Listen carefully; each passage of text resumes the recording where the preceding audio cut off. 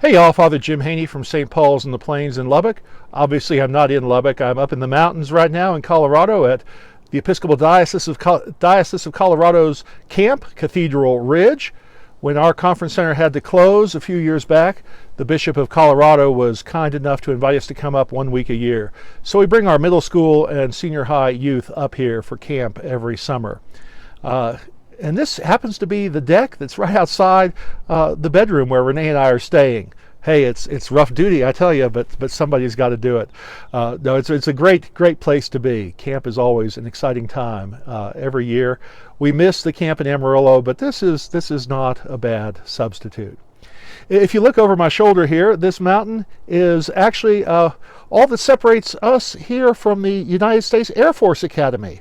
The Air Force Academy is 12 miles in that direction, straight through that mountain, and then down about a quarter mile.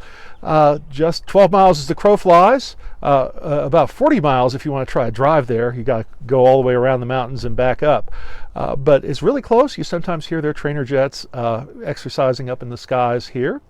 And right here is Pikes Peak. You're saying, where is it? Well, this hill here is right in between us and Pikes Peak. I actually recorded a video this morning where I mentioned that.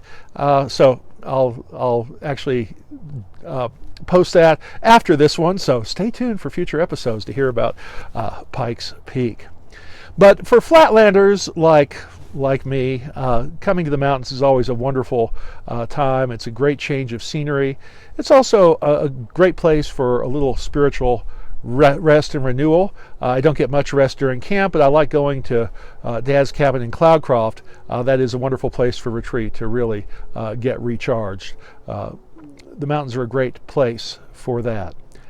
Our ancestors knew about the spiritual power of mountains.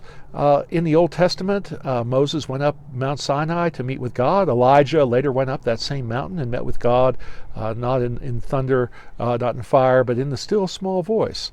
Not in the same way as Moses, but in the same location.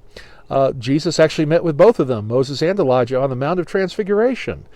We'll hear about that in August. August the 6th is the Feast of the Transfiguration.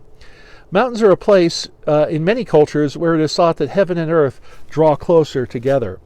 That actually caused some problems in Israel in Old Testament times.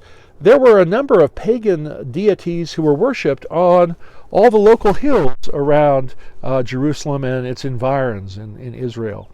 And those were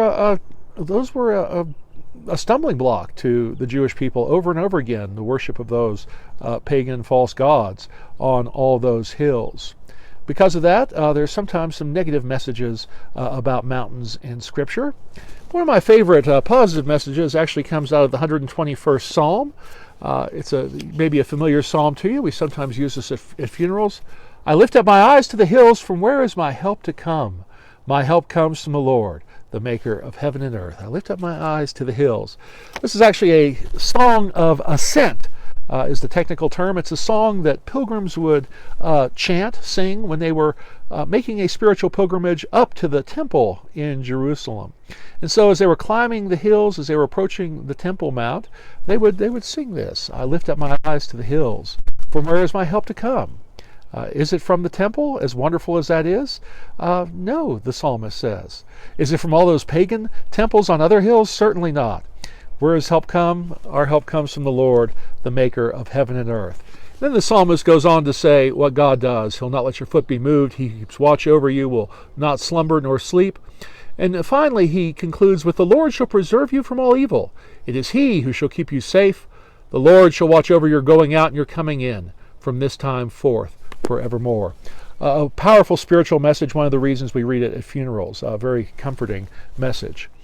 Of course, God preserves us from evil. God alone is the place where we can put our ultimate trust. We will have to experience pain in life. We will have to experience death. But the promise of the Christian gospel is that God will take care of things in the end. God will bring us to his heavenly mountain. In Isaiah talks about on this mountain the Lord will set a feast for all people, a messianic banquet, an eternal party with God. And so I would leave you with that thought. Ultimate trust does not come from mountains, as wonderful as they are.